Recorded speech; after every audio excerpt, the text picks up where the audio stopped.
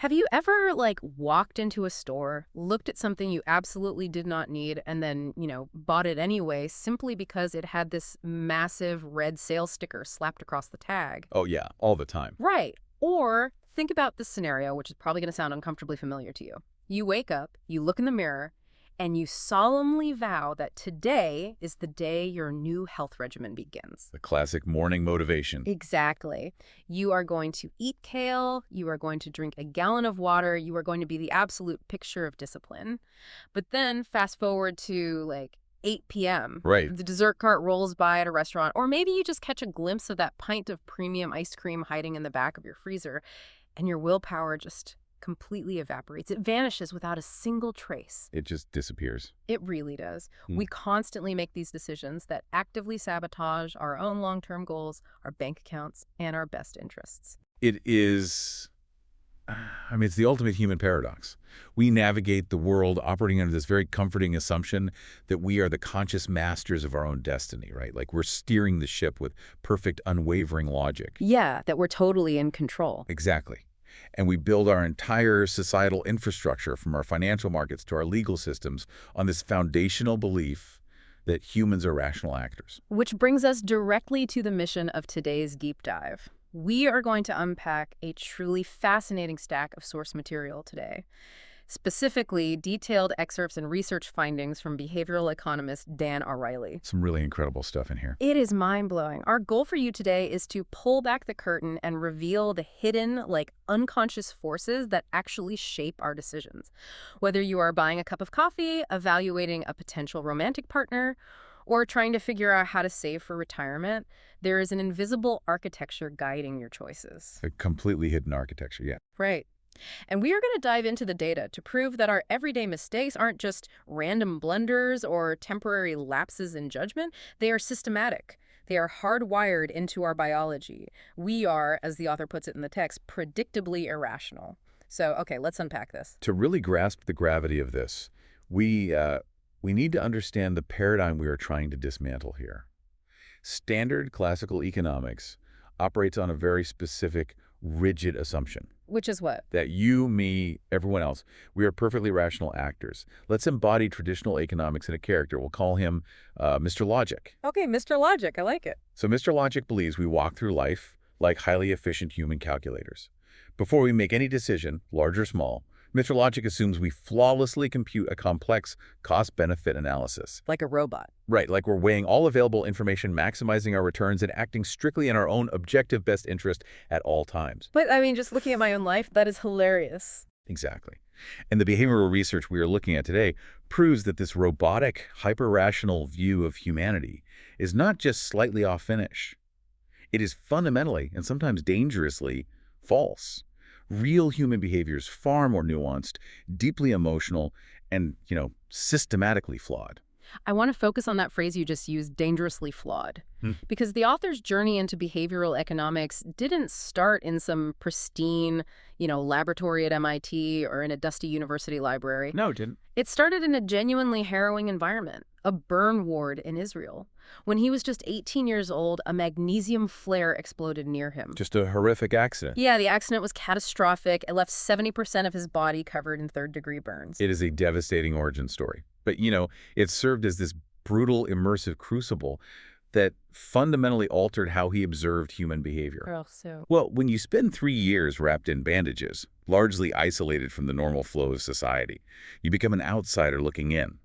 It forces this hyper-awareness of human interaction, of pain, and the systems we build to manage suffering.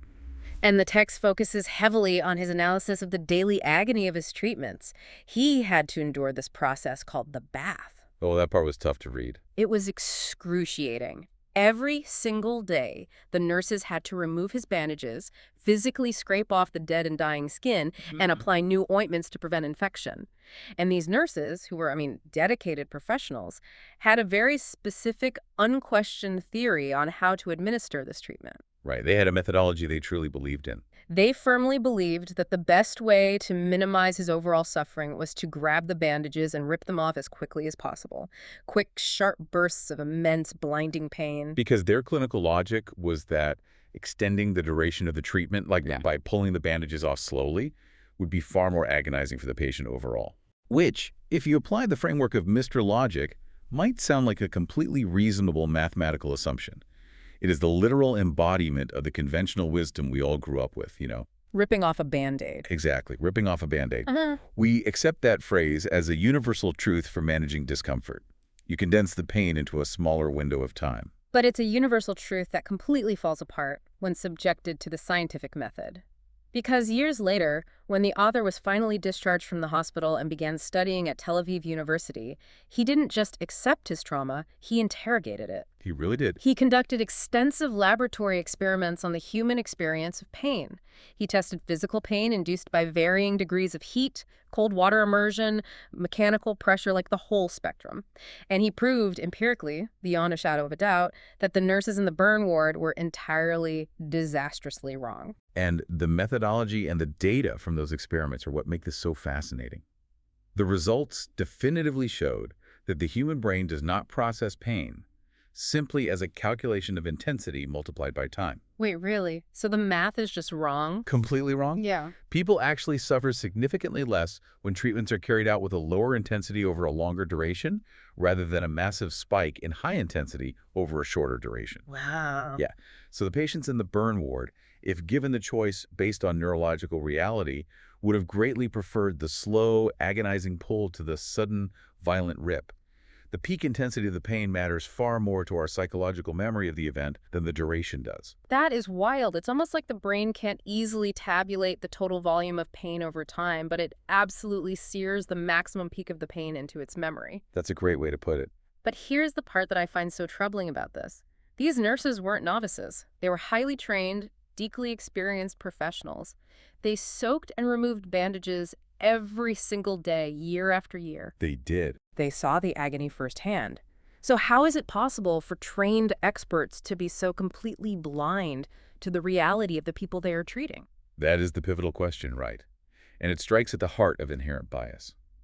When the author eventually returned to the burn department years later to present his peer-reviewed findings to the medical staff, a veteran nurse named Eddie pointed out a massive variable that the clinical theory had ignored. What was it? You have to factor in the psychological pain of the nurses themselves. Oh, wow. The inflictor's pain. Exactly.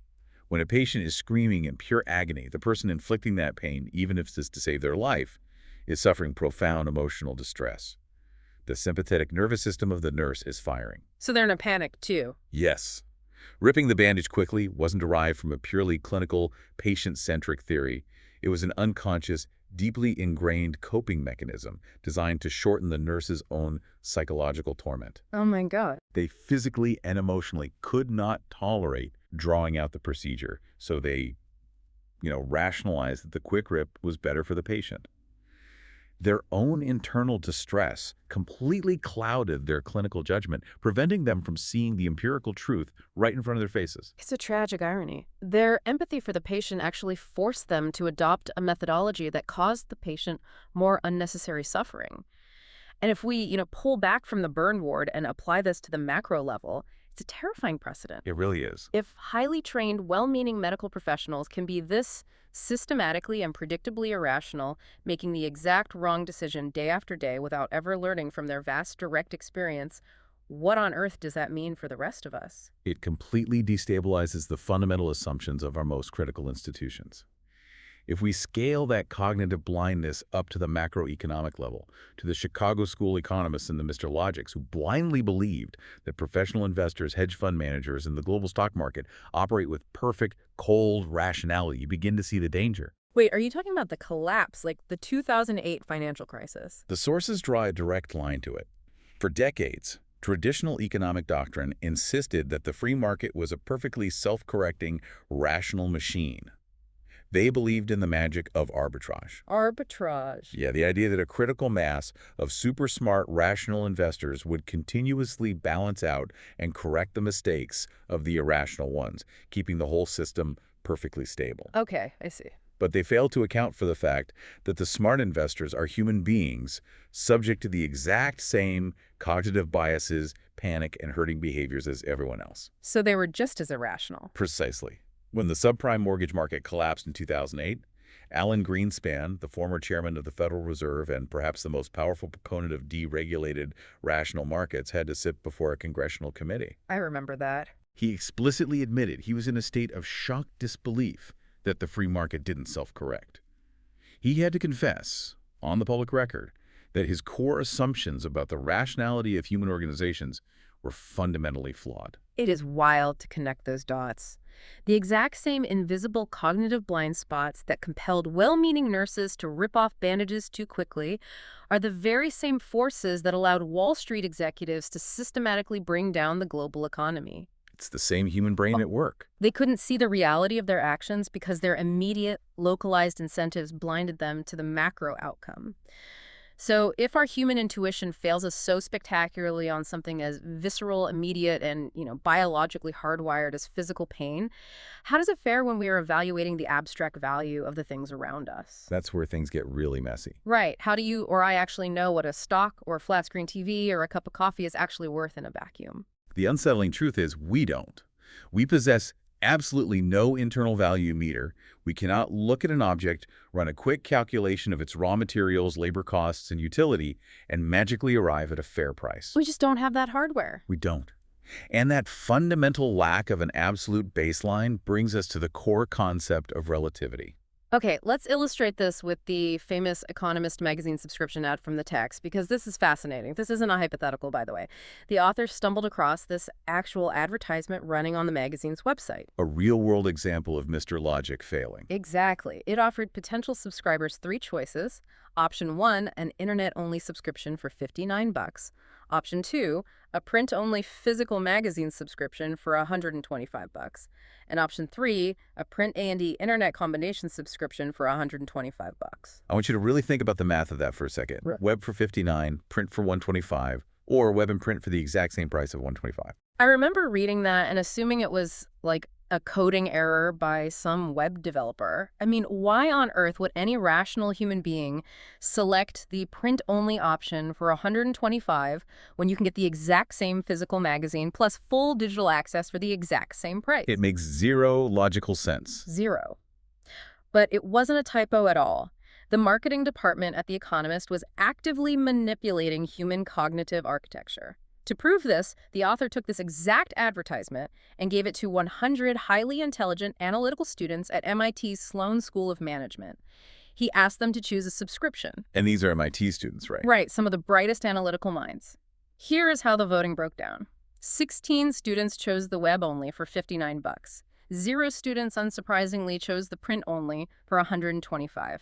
And 84 students chose the combo for $125. Now, on the surface, that seems like a triumph for rational choice. Nobody chose the definitively inferior middle option. Right, they all avoided the dumb choice. But here is the genius of the experimental design. The author then removed the print-only option. He took away the choice that literally 0 people wanted anyway, and presented the newly modified ad to a fresh group of MIT students. Now they faced a simple binary choice: web for $59 or combo for $125. Logically, taking away an option that nobody picked shouldn't change the distribution of the remaining choices at all. The ratio should stay exactly the same. Right, if we were perfectly rational. But the results completely flipped. Suddenly, 68% of the students chose the cheaper web-only option, and only 32% chose the expensive combo. It's unbelievable. Let that sink in for a second. By simply removing an objectively useless option that nobody wanted, The Economist would have lost massive revenue because the vast majority of consumers downgraded to the cheaper tier. What's fascinating here is what this reveals about the hidden mechanisms of human decision-making. As I mentioned, we don't have an absolute value meter. To navigate a complex world without getting paralyzed by choice, our brains rely on comparisons. Okay, how so? We are like airplane pilots attempting to land on a runway in the pitch dark. We don't know exactly where the ground is. We need the runway lights on either side of us to provide relative context and guide us to the right spot. Oh, that's a great analogy. We establish the value of something by comparing it to things that are easily comparable, and we tend to completely ignore things that require complex cross-category comparisons. It's like they intentionally put a distorted funhouse mirror in the dressing room. You look at it, realize you hate the reflection, and suddenly the slightly expensive normal mirror next to it seems like an incredibly appealing premium product. That is a perfect metaphor for the decoy effect. In behavioral economics, if you have two very different options, A and B, the brain struggles to weigh them. Evaluating whether a $59 digital subscription is inherently a better value for your lifestyle than a $125 physical combo takes actual cognitive effort. Right, you have to think about how much you read online versus in print. Exactly. It requires computing utility. But comparing a $125 print-only option to a $125 combo option is effortless. It requires zero cognitive load. The combo is clearly superior. Because it's the exact same price, but you get more. Right. The print-only option in that ad was never intended to be purchased. It was a decoy, what behavioral economists call a -A option. By introducing an option that is clearly inferior to A, but very similar to it, suddenly A looks like a fantastic, undeniable bargain.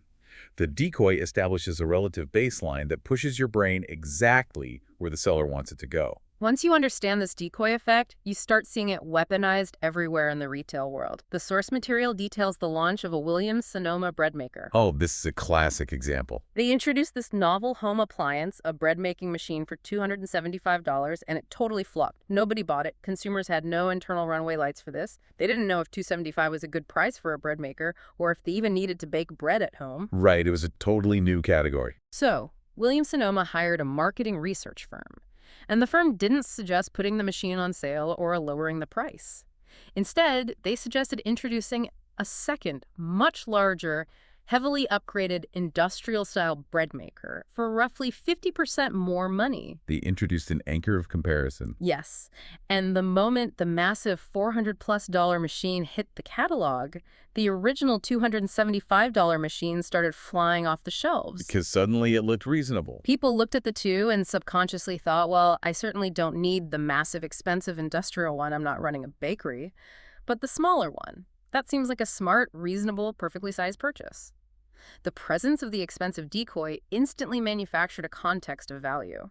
It relieves the consumer of the burden of deciding if they want a bread maker and shifts the decision to which bread maker is the smarter financial choice. That is so sneaky. It is. But relativity doesn't just apply to consumer products.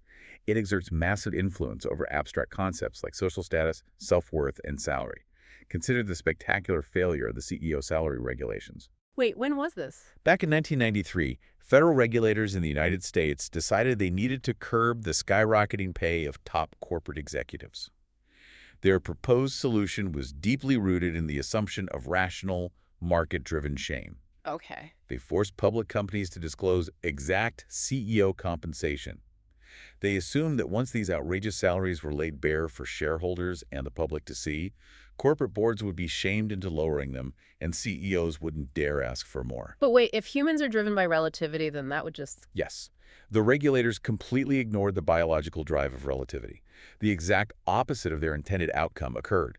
Once the salaries were published in annual reports, CEOs suddenly had access to the one-way lights of their peers. Oh, no. If a CEO looked at the disclosures and realized a rival executive at a slightly less profitable company was making $1 million more, he instantly felt deeply underpaid and demanded a massive raise to correct the relative slight. Because now he has a -A to compare himself to. It's exactly. Before this public transparency rule was implemented, the average American CEO made roughly 131 times the salary of the average worker. After salaries went public, driven by the sheer, unadulterated power of relative envy and one-upmanship, that ratio exploded to 369 times the average worker's pay. That is just completely counterproductive. It vividly demonstrates that our human satisfaction isn't derived from looking at an absolute number in our bank account and evaluating if it covers our needs. Not at all. It is derived almost entirely from comparing our lot in life to the people immediately adjacent to us. The journalist H.L. Mencken famously captured this phenomenon when he joked that a wealthy man's satisfaction with his salary depends entirely on whether he makes more money than his wife's sister's husband. That is so true.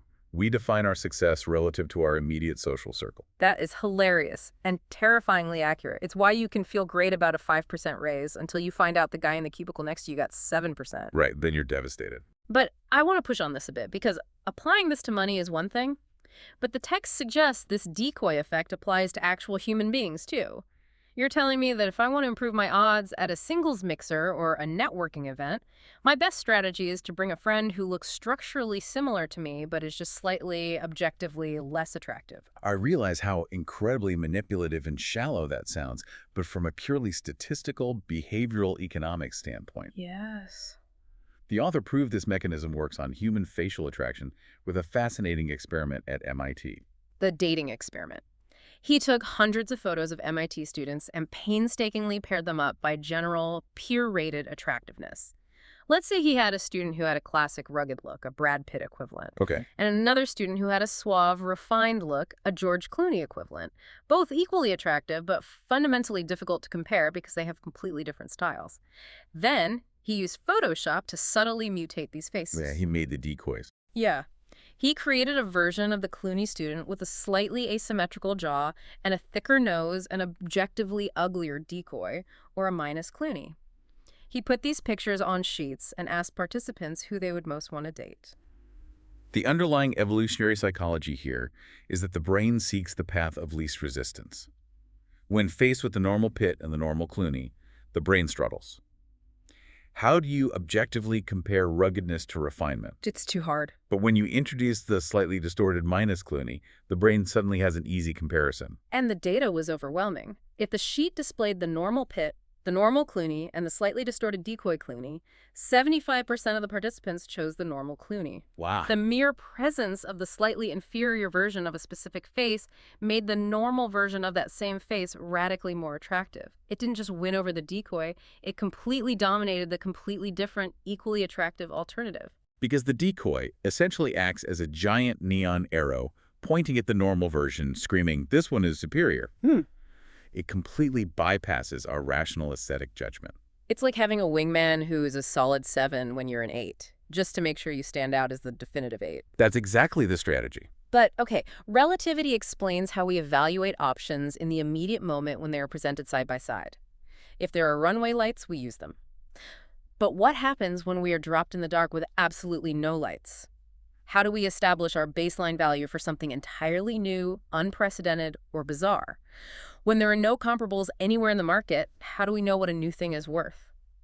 That transition brings us to the remarkably strange science of anchoring and a profound psychological phenomenon called arbitrary coherence. Arbitrary coherence, okay. To truly understand how this rewires our brains, we have to examine the legendary story of Salvador Asale, a man known in the jewelry world as the Pearl King. I love this story because it sounds like a cinematic heist. Back in the early 1970s, Asale partnered with an entrepreneur who had purchased a remote atoll in French Polynesia.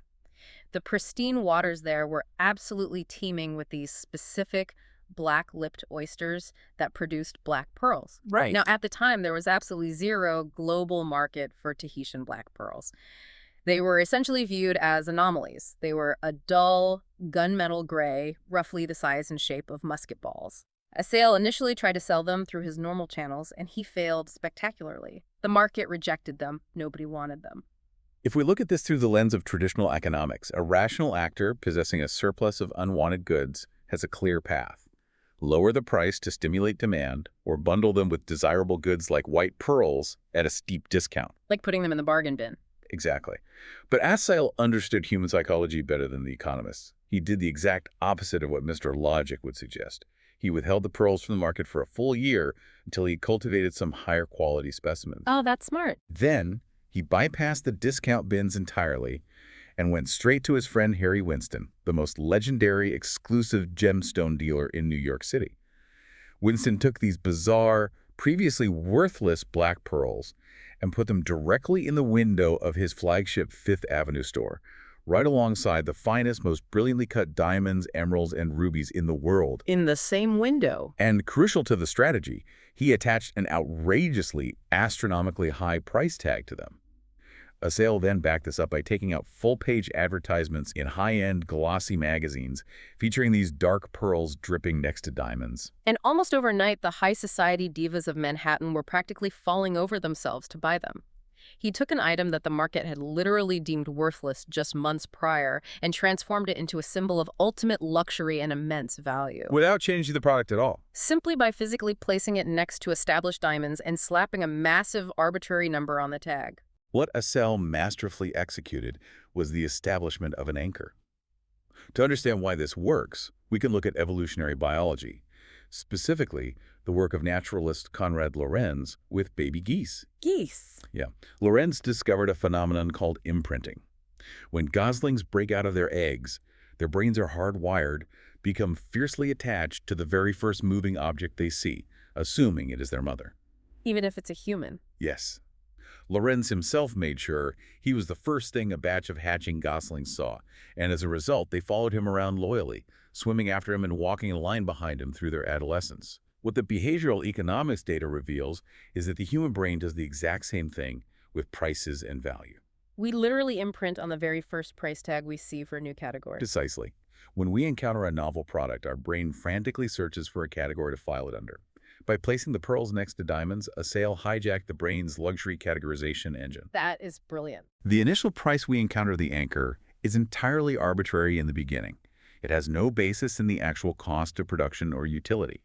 But once that anchor is dropped into our subconscious, it sets the standard. So it sticks with us. It shapes not only what we are willing to pay for that specific item in the present, but what we will be willing to pay for all related items in the future. This is the concept of arbitrary coherence. The initial number is completely random arbitrary, but all our subsequent consumer behavior logically coheres to that initial random anchor. To prove just how absurdly arbitrary this initial anchor can be, the researchers ran an incredibly clever, somewhat diabolical experiment at the MIT Sloan School of Management. A professor stood at the front of a lecture hall and held up a variety of disparate items. A nice, rare bottle of wine, a cordless computer trackball, a high-end box of Belgian chocolates. A totally random assortment of things. Yeah. He passed out forms to the students and gave them a very strange instruction. He asked them to write down the last 2 digits of their own social security number at the top of the page. Then he asked them to write that exact same number down next to each item on the sheet, but formatted as a price. So converting their SSN to dollars. Right. So if your social security number ended in 79, you wrote down $79 next to the wine, the trackball, and the chocolate.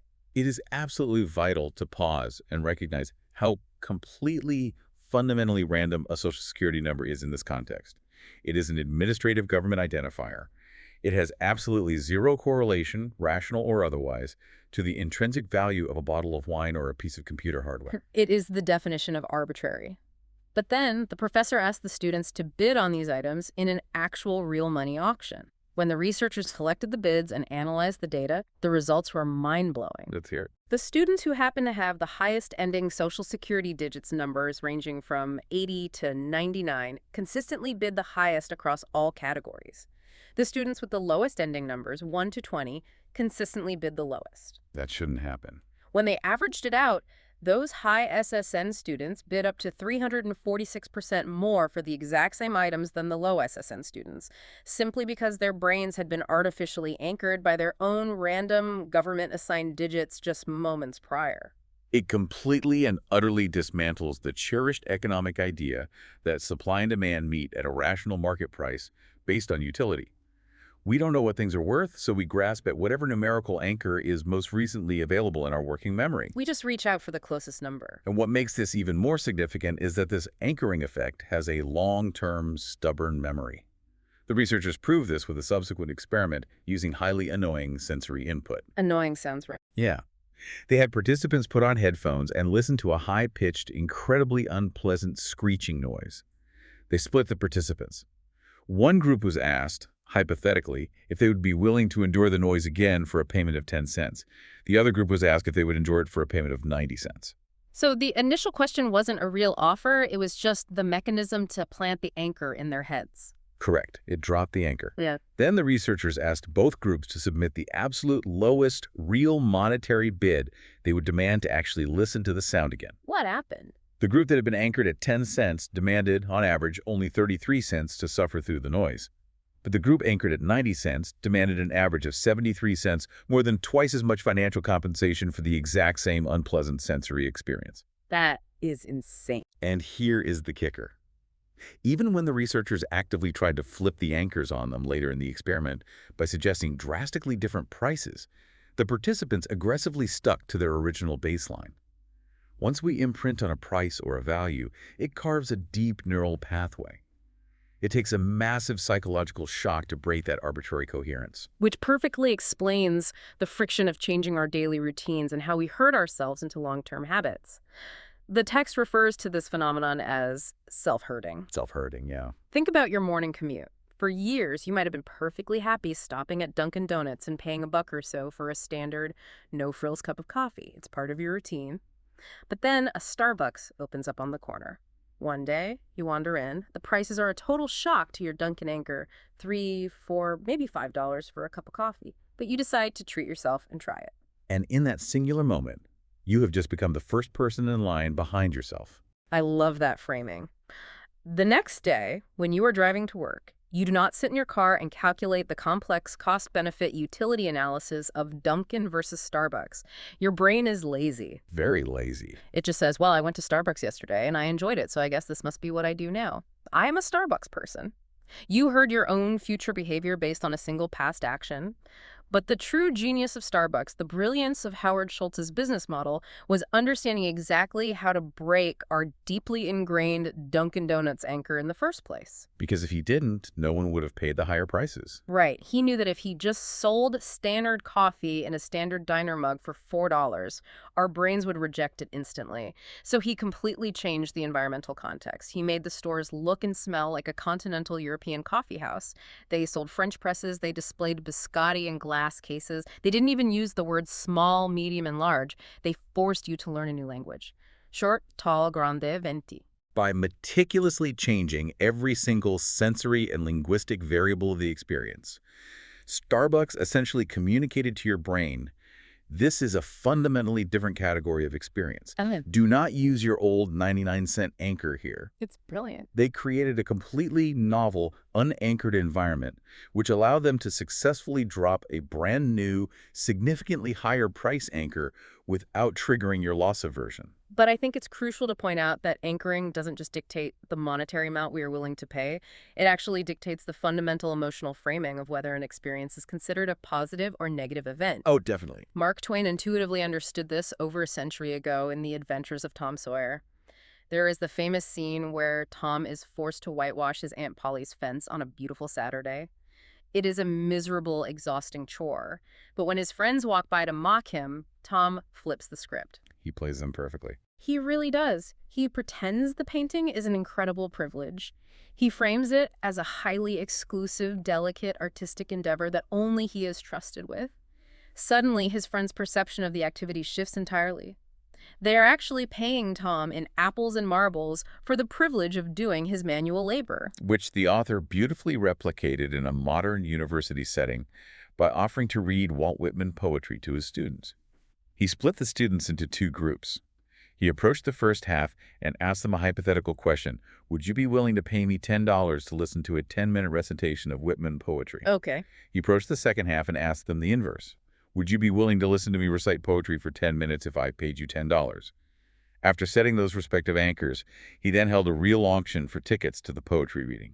And the results are just staggering. The students who were initially anchored to the idea that this was an event you pay for actually submitted real monetary bids to buy tickets. While the students who were anchored to the idea that this was a chore, you get paid to endure actively demanded cash compensation to attend. That's arbitrary coherence at work again. It is the exact same professor reading the exact same poems in the exact same room, but the arbitrary anchor completely redefined the reality of the experience. If we connect this poetry experiment back to the macroeconomic picture, it is devastating to classical theory. It fundamentally destroys the core economic principle of supply and demand. Traditional economics insists that supply and consumer demand are two completely independent organic forces that naturally meet in the middle at a rational market price. The invisible hand. Right. But these experiments unequivocally prove that demand is not a separate, independent force. Consumer demand can be completely manipulated and manufactured by the supplier simply by setting an arbitrary anchor. Past prices and external framing dictate our consumption and our perceived utility, not some internal, absolute measure of pleasure. So the market isn't really telling us what things are worth. The market isn't a magical reflection of what society truly values. It's largely just a historical reflection of our collective memory of past prices. So if random numbers and arbitrary anchors can hypnotize our brains so easily, what happens when the number on the price tag is zero? Because the text makes it very clear that zero isn't just another number on a continuum. It is an entirely different beast. It is an emotional hot button that triggers a massive biological response. It truly is.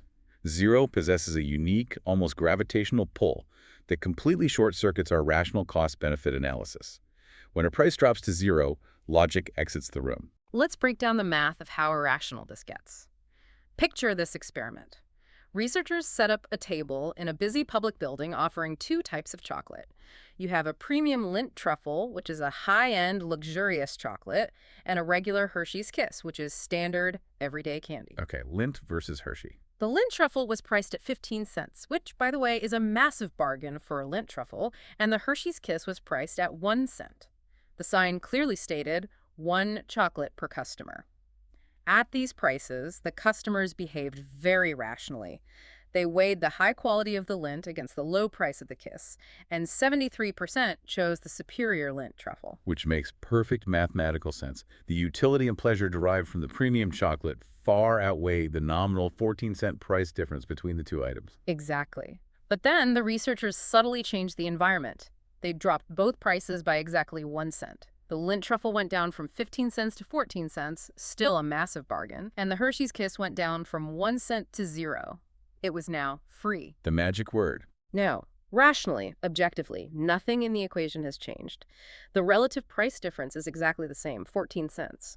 You should logically still see 73% of people choosing the Lindt because it is still the vastly superior value proposition.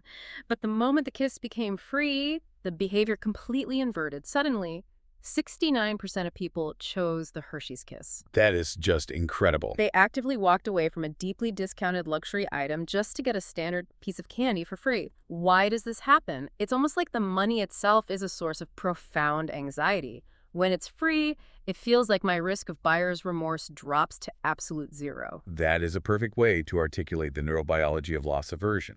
It happens because humans are intrinsically biologically terrified of loss. Evolutionarily, making a bad trade or wasting resources could mean starvation.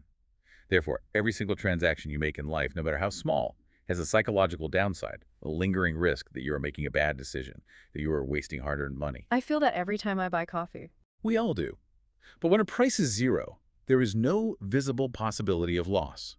Free completely eliminates the downside risk in our brains. It bypasses the pain centers associated with spending money and instead gives us a massive dopamine surge.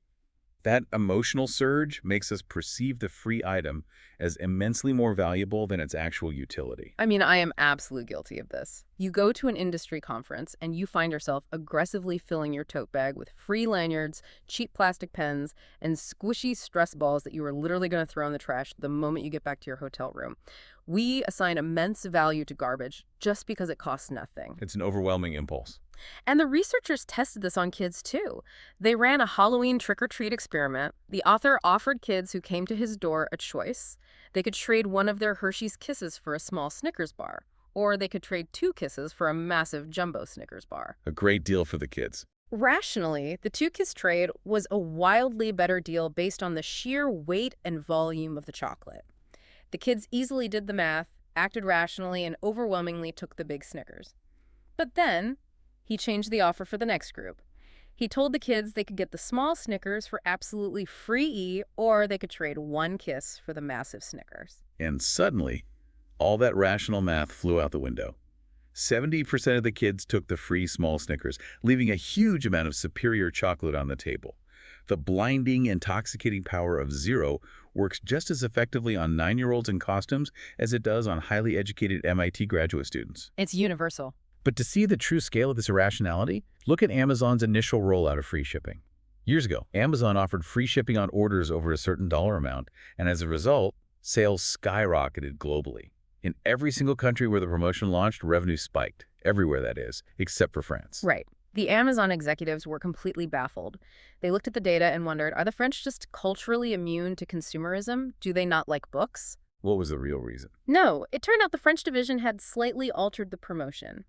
Instead of making the shipping entirely free, The French division reduced the shipping cost to just 1 franc, which at the time was the equivalent of about 20 American cents. Which is basically nothing. It is a negligible amount of money on a large book order. But the French consumers completely ignored the promotion. Sales remained flat. As soon as Amazon headquarters realized the localized mistake and forced the French division to drop the price from 20 cents to literally free E, French sales instantly skyrocketed to match the exact same trajectory as the rest of the world. The rational difference between paying 20 cents and paying 1 cent is very small, but the psychological difference between paying 1 cent and paying 0 is an absolute unbridgeable chasm. 0 is a different paradigm entirely. We just lose our minds for free. We saw the exact same infrastructure melting phenomenon when AOL shifted its pricing model from charging customers per hour of internet use to an unlimited flat monthly rate. Suddenly, every minute spent online felt free because the marginal cost was 0. Oh, I remember the dial-up days. AOL anticipated a moderate peak in web traffic, but their servers absolutely melted down. People stayed logged on indefinitely, tying up phone lines for days, simply because it didn't cost them anything per minute to remain connected. But surely we have some level of self-awareness about this, right? Surely we know when free is actually a terrible deal, like spending 45 minutes standing in line in the freezing cold for a tiny paper spoonful of Ben & Jerry's on free cone day. We've all been there. Or deciding to go to a museum on a free admission day, only to spend 3 hours fighting through a crushing, sweaty mob of people, completely ruining the ability to actually look at the art. In those scenarios, we are paying with our time, which is an incredibly valuable finite resource, but our brains just completely ignore that massive cost because the cash price is 0. You're absolutely right to push back on that, because our blind spot for free can definitely lead us into deeply irrational, time-wasting traps. We often trade hours of our lives to save pennies. But if we step back and look at the macro policy implications, this exact same psychological glitch, this blinding power of 0, can be harnessed as a superpower for public good. How so? Like tricking people into doing the right thing. Exactly. If politicians or public health organizations or environmental groups want to radically drive human behavior, they shouldn't just subsidize it, they must make it completely free. Do you want people to adopt green energy and drive electric cars? Don't just lower the annual registration fee, eliminate it entirely. Make it 0. Do you want to increase preventative health care and catch cancer early? Don't just reduce the insurance copay for critical screenings like colonoscopies and mammograms to $20. Make them absolutely unequivocally free. The psychological friction of a $20 copay is monumental compared to 0. 0 removes the need for decision-making. 0 changes behavior overnight. It makes complete sense that free eliminates our underlying fear of financial loss. But humans have been trading favors and interacting long before currency ever existed. We have a whole separate, unspoken ledger for social debts that doesn't trigger that same financial anxiety, at least, until we accidentally mix the two. So what happens when we try to introduce actual cash into situations governed by these ancient social rules? It creates a volatile chemical reaction. To understand why, we have to look at the concept of social norms versus market norms. Let me paint a deeply uncomfortable picture for you. Imagine you are invited to your mother-in-law's house for a gorgeous, meticulously prepared Thanksgiving dinner. The turkey is perfectly roasted, the side dishes are incredible, the wine is flowing, and the atmosphere is warm and familial. Sounds lovely. It is. But at the end of the meal, you stand up, wipe your mouth, pull out your leather wallet, and say, "Mom, that was spectacular. You clearly put a lot of work into this. Here's $300 for your trouble. Wait, the pie was excellent. Let's make it $400." Just visualizing that scenario makes your stomach drop, doesn't it? That beautiful family dinner would instantly end in tears, shouting, and a permanently fractured relationship. It would be a disaster. And the reason for that visceral reaction is that we simultaneously live our lives in two very different parallel worlds. One world is governed by social norms. These are warm, fuzzy, reciprocal relationships based on community and mutual aid. Like helping a neighbor. Yeah, you help a friend move a heavy couch into their new apartment, and they buy you a beer or cover your lunch later. The exchange isn't exact, it isn't quantified, and it certainly isn't immediate. It is built on implicit trust. The other world is governed by market norms. This world is sharp-edged, transactional, and exact. It is the realm of wages, prices, costs, and explicit benefits. You get exactly what you pay for, and the ledger is settled immediately. And when those two worlds collide, it is an absolute disaster. The data shows that the moment market norms enter the room, social norms are aggressively pushed out, and once they leave, they almost never return. The researchers proved this displacement effect with a spectacularly tedious, boring computer task. They brought participants into a sterile lab and had them drag a digital circle across a computer screen into a designated box over and over again for 5 agonizing minutes. It was pure, monotonous labor. Sounds awful. They split the participants into 3 groups to test their motivation. Group 1 was paid a respectable $5 for their time. Group 2 was paid an insulting 50 cents. Group 3 was not offered any money at all. They were simply asked to do the task as a social favor for the researchers who needed data. Now, basic market logic dictates that a person will work hardest when they are offered the most money, and between the 2 paid groups, that economic rule held true. The $5 group dragged an average of 159 circles. The 50-cent group, realizing their time wasn't being valued, slacked off and dragged only 168 circles. Which is what you'd expect. But the unpaid group, the people doing it purely as a favor for a stranger, they dragged an incredible 168 circles. They worked significantly harder and produced more output for 0 money than the people who got handed $5. That happens because the unpaid group was operating entirely under the umbrella of social norms. They felt a sense of community, of altruism, of helping out a fellow human being. The 50-cent group evaluated the exact same physical task under the cold light of market norms, realized that 50 cents was a terrible sub-minimum wage, and gave a predictably half-hearted effort. It totally shifts your perspective on the work. You see this exact dynamic play out in the real world all the time. Several years ago, the AARP approached a group of lawyers and asked if they would be willing to offer discounted legal services to needy retirees at a deeply reduced rate of $30 an hour. Which is way below a lawyer's normal rate. Exactly. The lawyers overwhelmingly, almost unanimously, said no. $30 an hour is an insulting market wage for a highly trained attorney. It violates their market value. But when the AARP regrouped, completely dropped the monetary offer, and came back to ask if the lawyers would be willing to help the retirees for free, overwhelmingly, lawyers said yes. Because asking them to do it for free completely shifted the framing of their request from a cheap market transaction to a noble social favor. But wait, what if you try to bridge the gap with a gift? If a buddy spends his Saturday helping you move, you don't hand him a $20 bill at the end of the day. That would be weird. Instead, you buy him a pizza. Does a gift keep you safe? Yes, gifts act as a vital buffer. Gifts keep us safely entrenched in the realm of social norms. The researchers actually replicated the circle-dragging experiment to test this, but instead of offering cash, they offered the participants a small Snickers bar or a fancy expensive box of Godiva chocolates. And what happened with the candy? In this gift-based scenario, all the groups worked equally hard. The small candy motivated them just as much as the expensive candy, and just as much as working entirely for free. The gift was a token of appreciation, not a wage. And this is where human psychology is just endlessly amusing. When the researchers gave the participants the exact same candy, but explicitly stated the price, for example, handing it to them and saying, "Here is a 50-cent Snickers bar for your trouble." The effort completely tanked. It ruined the illusion. It dropped immediately to the exact same low level as handing them 50 cents in cold, hard cash.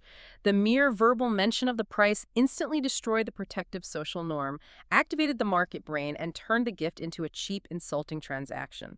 It's exactly why you don't take someone on a romantic date, buy them an expensive dinner, and explicitly say over dessert, "This meal cost me $150, now I expect a kiss."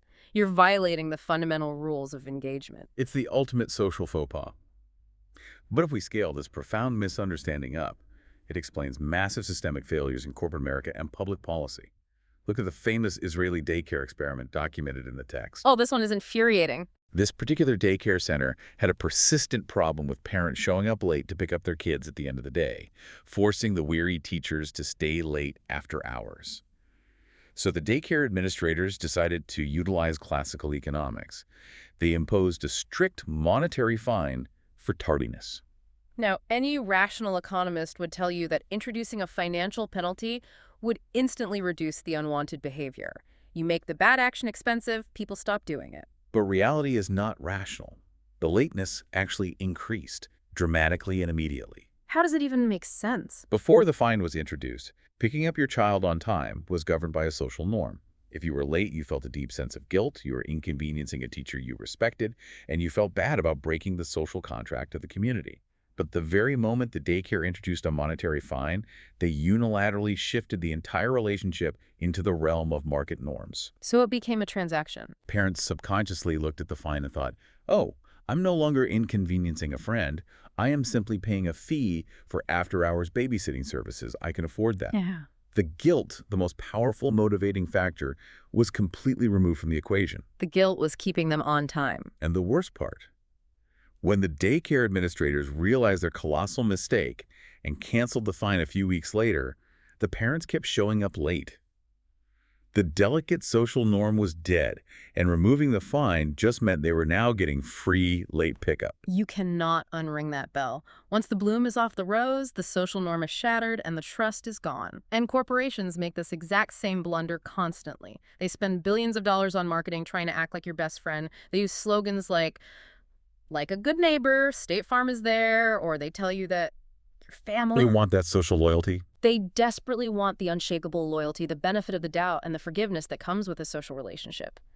But the second you accidentally bounce a check or miss a payment deadline by 12 hours, they instantly revert to ruthless market norms and hit you with a $35 late fee and a skyrocketing penalty interest rate. It feels like a betrayal. You don't just feel penalized, you feel completely betrayed. You feel stabbed in the back by your supposed friend.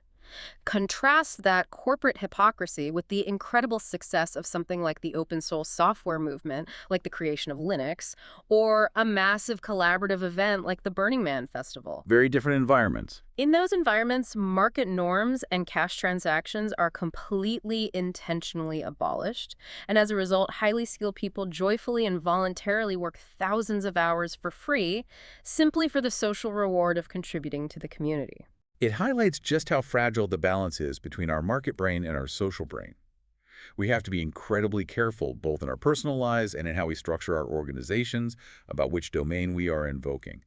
But as delicate and easily disrupted as that balance is, the sources reveal that there is an even more extreme, far more volatile split personality hiding inside every single one of us. Okay, color me intrigued. And this particular split isn't triggered by money or anchors or social expectations. It is triggered by raw physical arousal. Okay, this is where we need to dive into the empathy gap, the Dr. Jekyll and Mr. Hyde dynamic that exists inside our own biology. This section centers around a highly provocative, deeply revealing experiment conducted at UC Berkeley. The researchers wanted to know if highly intelligent, ostensibly rational people could accurately predict how their attitudes, their boundaries, and their core morals would change when they were in an impassioned, sexually aroused state. It's a bold thing to try to measure in a lab. So they recruited male college students at Berkeley. These weren't criminals. These were good kids, straight-A students, the kind of young men who play classical piano, volunteer, and vote responsibly. For the sake of the narrative, let's call our composite student Roy. The methodology they used here was unique and required navigating intense ethical and personal boundaries to get honest data. First, the researchers had Roy sit in a sterile, brightly lit laboratory room. He was in a perfectly cold, dispassionate state. No arousal whatsoever. He was asked to answer a long series of questions on a laptop. These questions probed deeply into his sexual preferences, his likelihood to engage in highly immoral or illegal activities like date rape, and his steadfast commitment to using protection and practicing safe sex. And how did he answer? In this cold state, the prefrontal cortex, the logical, planning part of the brain, is fully in charge. And Roy answered exactly how you would expect a decent, rational, well-adjusted young man to answer. He found bizarre or non-consensual sexual activities completely unappealing. He vehemently rejected any immoral behaviors, and he absolutely insisted, without hesitation, that he would always use a condom. He knew the right answers, and he genuinely believed them. Then came part 2 of the experiment. A few days later, Roy was asked to answer the exact same set of questions. But this time, he was instructed to do so while alone in his private room, viewing pornography and actively masturbating to achieve a high level of physical and sexual arousal. He was asked to input his answers at the peak of this state. And just to preserve the equipment, the laptop was wrapped in saran wrap. And this is where the data shifts from fascinating to genuinely frightening. When Roy and the other students were highly aroused, when the autonomic nervous system was flooded with hormones and the amygdala took over, their answers radically, dangerously shifted. Their willingness to engage in bizarre, taboo, or previously rejected sexual acts nearly doubled. It went up by an astonishing 72%. But it's the moral questions that truly shocked me when reading this.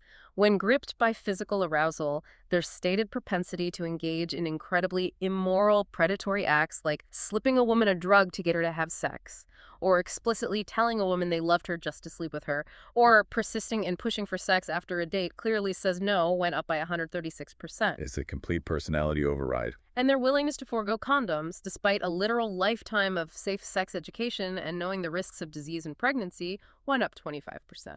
It is the perfect empirical illustration of Robert Louis Stevenson's literary concept of Dr. Jekyll and Mr. Hyde. Dr. Jekyll was a rational, highly moral scientist who fundamentally believed he was in complete control of his faculties. Yeah. But when the chemical change occurred, when Mr. Hyde took over, the rationality completely vanished. It's the empathy gap. The chilling takeaway here is that our rational, cold-state superego completely and utterly fails to predict the actions of our hot-state, aroused, reptilian brain. We fundamentally lack empathy for our own future emotional selves. When we are calm, sitting in a sterile room, we literally cannot comprehend what we are physiologically capable of when gripped by primal passion. The logical brain thinks it's the driver, but the emotional brain has its foot hovering over the accelerator. This research absolutely destroys the entire foundational premise of just say no or abstinence-only campaigns for teenagers. We are putting teenagers in a cold, fluorescent-lit, incredibly boring classroom, asking them to make a rational, logical commitment to abstinence, and then foolishly expecting that cold-state decision to somehow hold up at midnight in the backseat of a car when their hormones are raging at a fever pitch. It's setting them up for failure. It is biologically, neurologically impossible for that cold-state promise to override the hot-state reality without help. Precisely. You cannot expect a decision made in a cold state to govern a hot state without introducing robust external guardrails. The brain simply changes modes.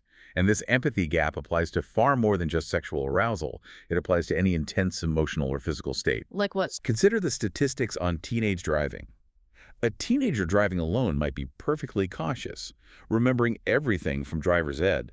But put 3 laughing, shouting friends in the car, blast the music, introduce the social pressure to perform, and suddenly the emotional state drastically shifts. Accident rates quadruple.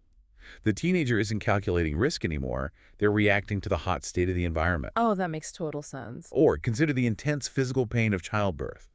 The author shares a brilliant personal anecdote about his wife wanting to avoid an epidural during labor. To test her resolve while still in a cold, painless state, she submerged her hands in a bucket of ice water for 2 minutes to simulate intense pain. Wow, that's intense. She barely lasted the 2 minutes and immediately realized that when the true hot state of labor actually hit, her cold state resolve would shatter, and she would absolutely want the painkillers. She used the ice to bridge the empathy gap. That is a brilliant way to test your own limits.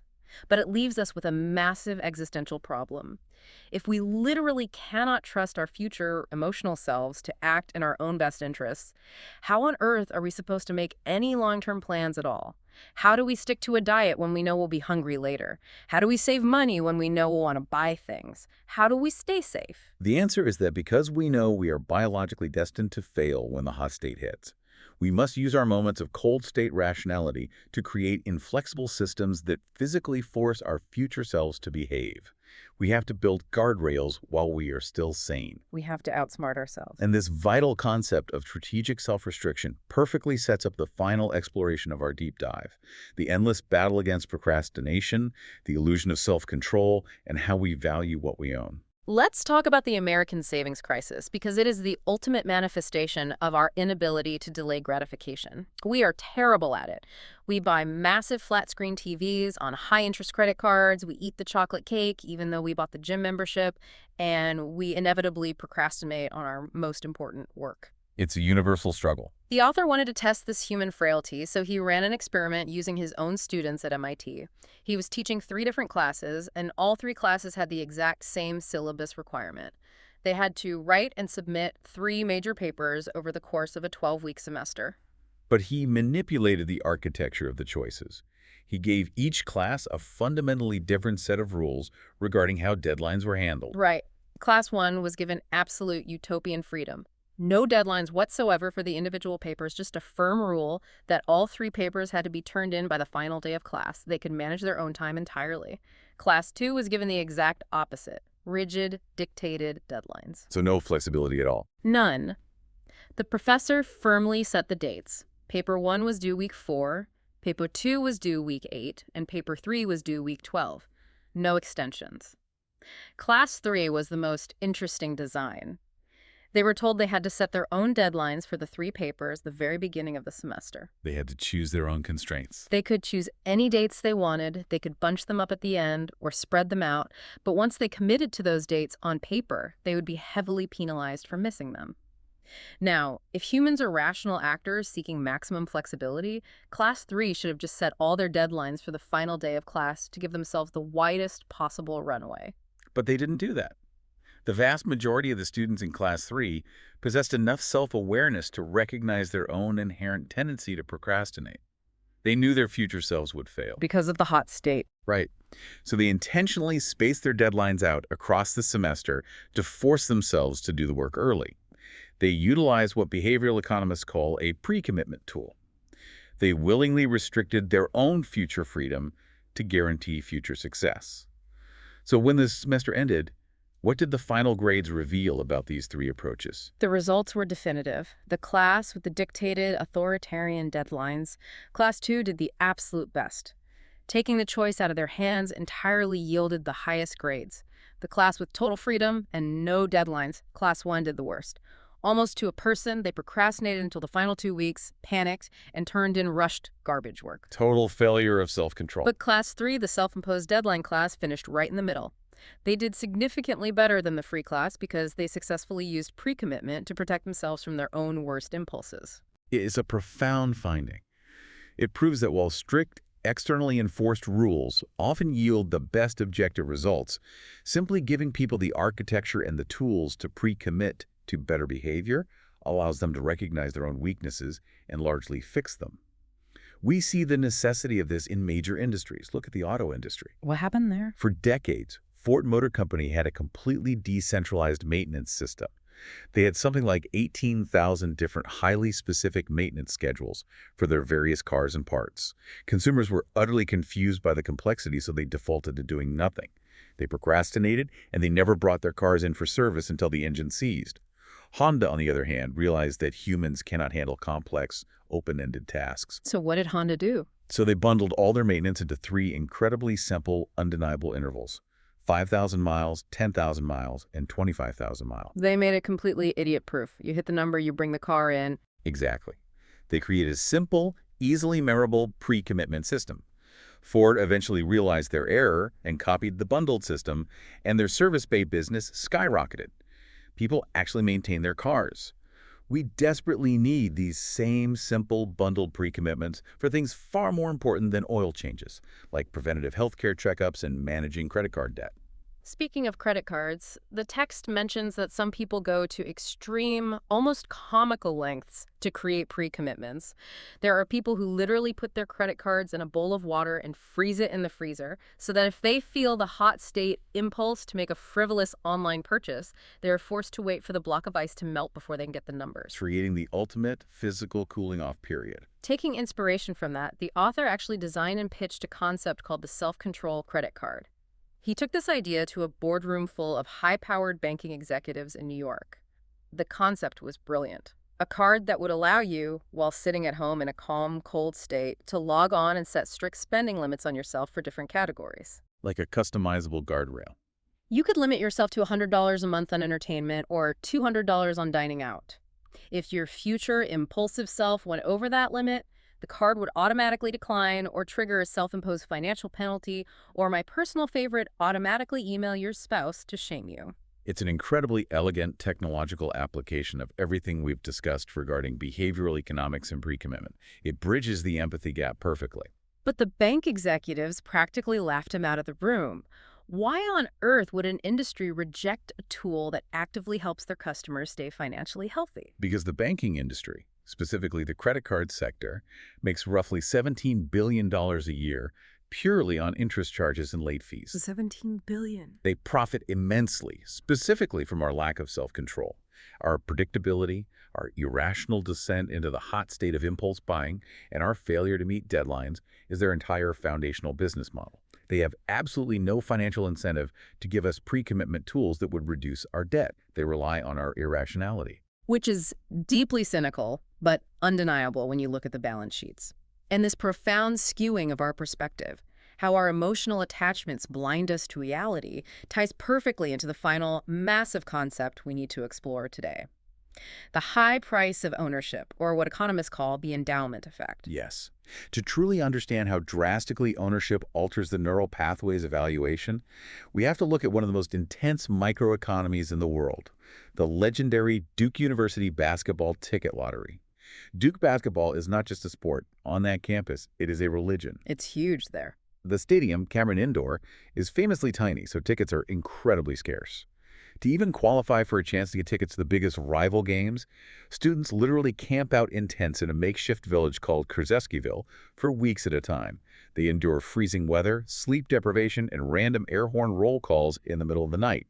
If you miss a roll call, you are kicked out. It is an absolute crucible of dedication. Every single student in that village works equally hard, suffers equally, and desires the tickets with the exact same burning passion. But then the lottery actually happens, the names are drawn, some students win the golden ticket, and others lose and get nothing. Right, the dividing line. To test the endowment effect, the author decided to act as a broker. He started calling the students who had just won tickets and tried to buy them. He also called the students who had lost the lottery and tried to sell them tickets. Now, remember the baseline here. 24 hours prior to this phone call, every single one of these students valued those tickets exactly the same. They all camped out. But the moment the lottery results were announced and ownership officially changed hands, the cognitive valuation of the tickets warped entirely. The students who didn't win tickets, the prospective buyers, were willing to pay a very respectable average of $170 to buy a ticket. But the students who won the tickets, the newly minted owners, demanded an average of $2,400 to part with theirs. They demanded more than 10 times the price. How does the value of a piece of paper skyrocket 1,000%? In a matter of hours, just because it's in your pocket? It is the raw power of the endowment effect, fueled by loss aversion. Once we own something, our brain anchors to it. We fall in love with what we already have, and it becomes an extension of our identity. So we overvalue it. When asked to sell, the owner focuses entirely on the pain of what they will lose, the memories of the game, the cheering, the status. They are looking at the ceiling of the experience. The buyer, on the other hand, does not have that emotional attachment. The buyer is looking at the floor, thinking practically about all the other things they could buy with $2,400 a vacation, a new computer. Two totally different mental states.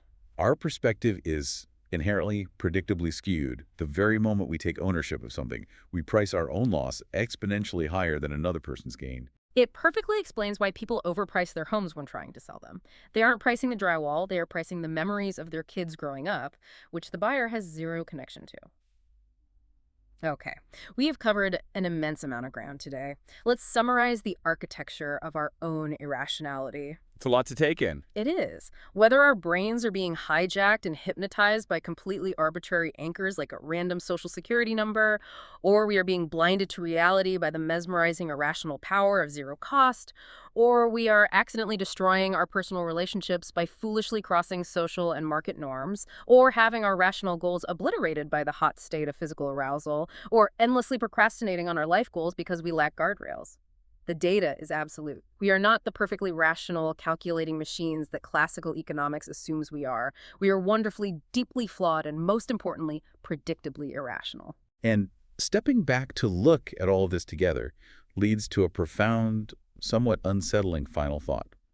Everything we've discussed today, the anchors, the loss aversion, the empathy gap, relies on our ancient, biological, human quirks. But what happens if we extrapolate this vulnerability into the near future? Oh, that's a scary thought. If our brains are this rigidly wired for predictable irrationality, what happens as artificial intelligence and complex black box algorithms increasingly take over the design of our daily digital environments?